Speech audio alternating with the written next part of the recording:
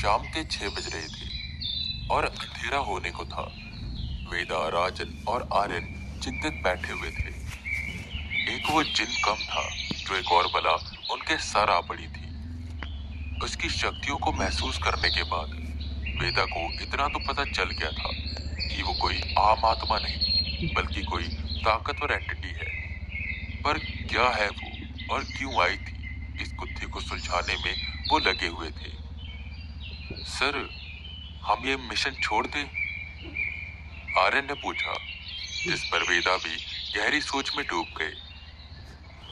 Sir, मुझे ये लगता है कि हमें ये मिशन छोड़ देना चाहिए, क्योंकि वो जो भी एंटिटी थी वो आर्यन से कहकर गई थी कि ये मिशन छोड़ दो, वरना आपकी जान चली जाएगी। जरूर वो आत्मा हमारा भला चाहती थी, राजन ने कहा, जिस पर वेदा खड़े होते हैं और खिड़की के पास जाते हैं। उन्होंने बाहर देखा और कहा, मैं नाजिया को ऐसे मुश्किल में अकेला छोड़कर नहीं जा सकता। और रही बात खतरे की, तो खतरा तो हर मोड़ पर मिलेगा। कब तक हम उससे भागते रहेंगे? एक ना एक दिन तो हमें उसका सामना करना ही पड़ेगा। तो अभी क्यों नहीं, मैं उसका सामना करूंगा। और ऐसा करो, तुम दोनों शाम वाली ट्रेन से चले जाओ। मैं नहीं चाहता कि तुम दोनों की जान खतरे में आ जाए। वेदा आर्यन और राजन की ओर देखते हैं, जिस पर राजन और आर्यन दोनों आगे आते हैं।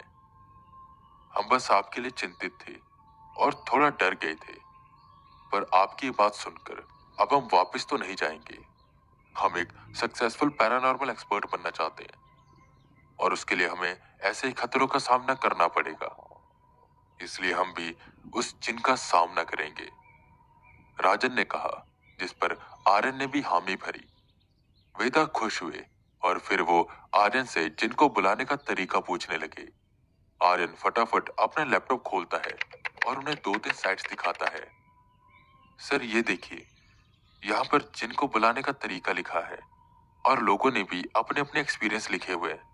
जैसे ये नाजिम ने लिखा है कि उसने भी इस तरीके से जिन को बुलाया, और ये वसीम अहमद ने भी, आर्यन ने कहा, जिस पर वेदा लैपटॉप की स्क्रीन की ओर अच्छे से देखते हैं।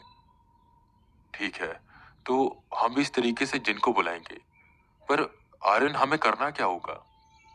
वेदा ने पूछा, जिस पर आर्यन साइट पर लिखी जानकारी को अच्छे से पढ़ते हुए उन्हें सुनाने लगता है। सबसे पहले हमें पूरे रूम को अच्छे से साफ करना होगा, क्योंकि जिनको साफ सफाई बहुत पसंद है और उसे गंदगी से नफरत है।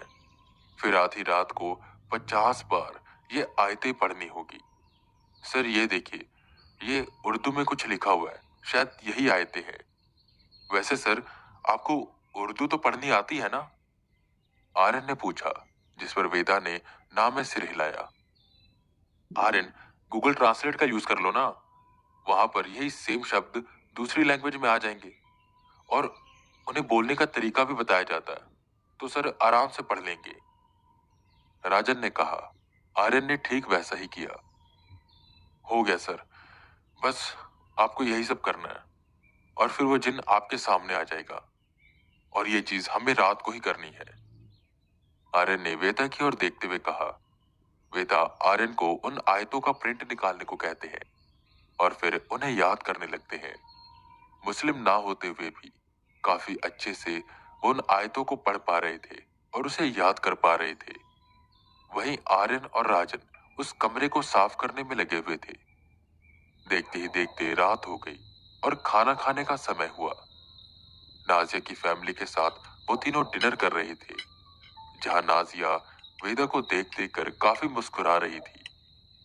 ऐसा लग रहा था कि जैसे वो जानती है कि वेदा आज क्या करने वाले हैं। वेदा जी जिन रूप बदलने में बहुत माहिर होते हैं, वो किसी का भी रूप लेकर आपके सामने आ सकते हैं, तो संभल कर रहना। और आप जो भी करने जा रहे हो ना, उसके लिए एक सुरक्षा घेरा जरूर बना लेना, वरना आपकी जान भी जा सकती है। चलिए ठीक है, मिलते हैं जल्द। इतना बोल नाजिया वहां से चली गई और उसके अम्मी अब्बू हैरान वेदा को देखने लगे। वेदा, आप क्या करने वाले हो आज? नाजिया के अब्बू ने पूछा, जिस पर वेदा उन्हें बताते हैं, नहीं कुछ खास नहीं, मैं बस अपने मंत्रों का जप करूंगा, शायद इसलिए ऐसे कह रहा था वो जिन। उसके अब्बू वेदा को अजीब तरह से देखने लगे। वेदा ने जल्दी से अपना खाना खत्म किया और राजन और आर्यन के साथ मिलकर रूम पर चले गए।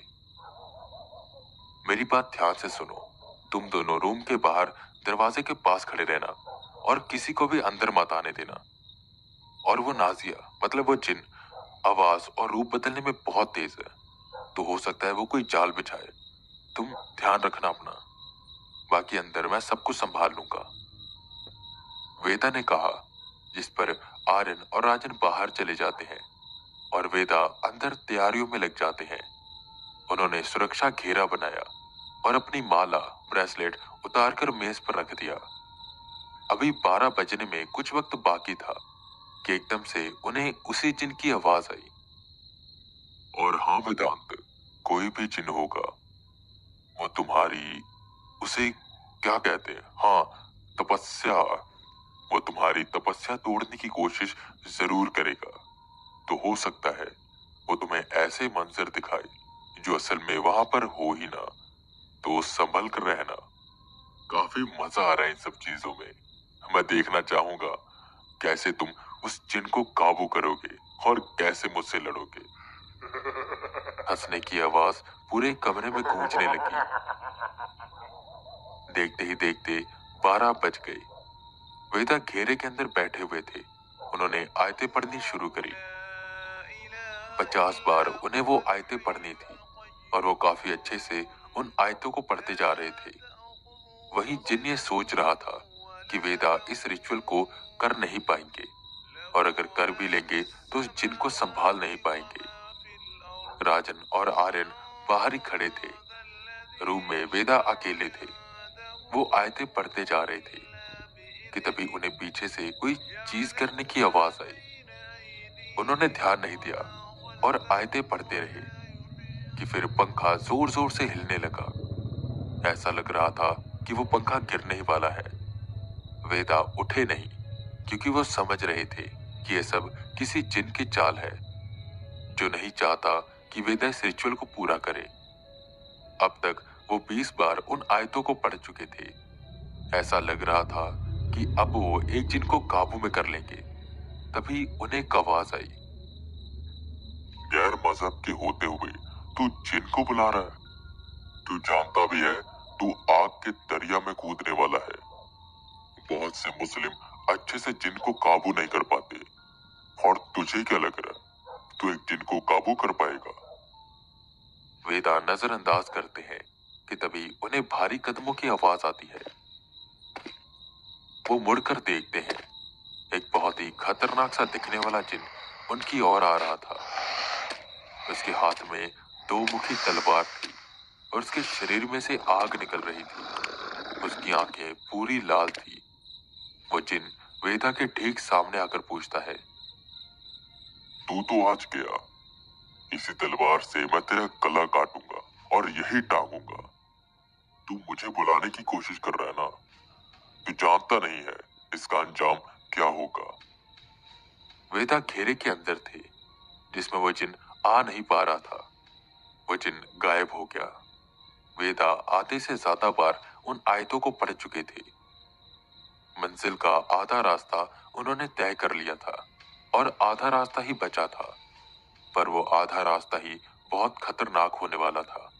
वेदा बस मन एकाग्रित करते हुए उन आयतों को पढ़ते जा रहे थे कि तभी उन्हें अपने सामने उनकी छोटी बहन दिखाई दी जो रो रही थी। वेदा इमोशनल होकर उठे। उनकी आंखों से आंसू गिरने लगे। उनके कदम अपनी बहन की ओर बढ़ने लगे। उनकी बहन बस रोए जा रही थी। वेदा उसकी ओर बढ़ने लगे और जैसे ही घेरे में से वो बाहर निकलने वाले थे कि उन्हें एहसास हुआ कि शायद ये उस जिन की चाल है, क्योंकि उसकी बहन की मौत हो चुकी है और उसका वापस आना एक तरह से नामुमकिन है, और ये चाल ही था। वेदा समझ गए और वो आराम से बैठकर उन आयतों को पढ़ने लगे। उनकी वो छोटी बहन भारी आवाज में जोर जोर से हंसने लगी और गायब हो गई। वही नाजिया के अंदर जो जिन था, अब वो थोड़ा डरने लगा। उसे ऐसा लगने लगा कि कहीं वेदा किसी जिन को काबू में न कर ले। पर मन में वो भी ये जानता था कि जिन को काबू कर पाना इतना आसान नहीं है। वेदा उन आयतों को 40 से ज्यादा बार पढ़ चुके थे और उनका वो रिचुअल पूरा होने वाला था कि तभी आर्यन और राजन कमरे के अंदर भागते हुए आए। वेदा एकदम से हैरान हुए। पीछे पीछे वो जिन भी आया, अपने हाथ में दो धारी तलवार लिए। उसने आर्यन और राजन का गला एक वार में काट दिया। ये देख वेदा टूट से गए। वो फटाफट उठे और राजन और आर्यन की ओर भागे। जैसे ही वो घेरे से बाहर निकले, राजन और आर्यन की बॉडी गायब हो गई और पीछे से उन्हें वही वो जिन दिखाई दिया जो तेज रफ्तार में उनकी ओर आ रहा था। आखिर फंस गया ना तू मेरी जाल में। वेदा को समझ आ गया कि अब वो फंस चुके हैं और शायद ये जिन उन्हें मार देगा। अभी उस जिन की तलवार वेदा के गले तक पहुंचने ही वाली थी कि उससे पहले वही औरत जो आर्यन को दिखाई दी थी वो सामने आ गई और उसने जिन का गला काट दिया। एक झटके से उस जिन का गला जमीन पर गिर गया और वो राख में बदल गया। इतनी देर में नाजिया वाला जिन भी आ गया। तू है कौन और तेरी इतनी हिम्मत कि तूने जिन को मारा? औरत कुछ न बोली। जैसे ही वो जिन उस पर वार करने लगा, उस औरत ने उस जिन का भी गला काट दिया। वेदा एकदम से हैरान हो गए। इतनी ताकत आखिर उसके अंदर कैसे थी? वो कोई आम रूह नहीं हो सकती थी। मैंने तुम्हें समझाने की कोशिश करी थी कि यहाँ से चले जाओ, तुम जिनका सामना नहीं कर सकती, पर तुमने मेरी बात नहीं मानी। आगे से ध्यान रखना। इतना बोल वो औरत जाने लगी कि तभी वेदा बोले, रुको, आखिर ये तो बता दो कि तुम हो कौन और मेरी मदद क्यों कर रही हो? जिस पर वो औरत पलटती है और बोलती है, मैं एक कर्ण पिशाचनी हूं और तुम्हें बचाने के लिए मेरे मालिक ने मुझे भेजा था। पर ये मत समझना कि वो मालिक तुम्हारा दोस्त या कोई शुभ चिंतक है। मेरा मालिक तुम्हारा दुश्मन है और वो तुम्हें खुद अपने हाथों से मारना चाहता है। इसलिए उसने तुझे बचाया। तो आगे से अपना ध्यान रखना, क्योंकि तुझे मेरा मालिक मारेगा। इतना बोल वो कर्ण पिशाचनी वहां से गायब हो गई। वेदा कमरे से बाहर निकले, जहां आर्यन और राजन उनकी ही चिंता में लगे हुए थे। वेदा ने उन्हें ये सारी बात बताई और नाजिया के अम्मी अब्बू को बताया कि उन्होंने उस जिन को नाजिया के शरीर से आजाद कर दिया है। अब नाजिया का निकाह वो आराम से करवा सकते हैं। हालांकि ये सुनकर उसके अम्मी अब्बू काफी खुश थे, पर वहीं वेदा ये जानते थे कि उस जिन को उन्होंने नहीं, बल्कि उस कर्ण पिशाचनी ने हराया है। और उन्हें ये भी पता चल चुका था कि उनके दुश्मन के पास एक कर्ण पिशाचनी है जिसके पास इतनी ताकत है। और अगर एक कर्ण पिशाचनी के पास इतनी ताकत है, तो उनके उस दुश्मन के अंदर कितनी ताकत होगी जिसकी वो गुलाम है। जैसा उन्होंने सोचा था वैसा नहीं हुआ। वो इस मिशन में एक तरह से फेल हो चुके थे। खैर, जैसे मर्जी, ये मिशन पूरा हो चुका था तो वापस से बनारस चले गए और राजन और आर्यन अपने अपने घर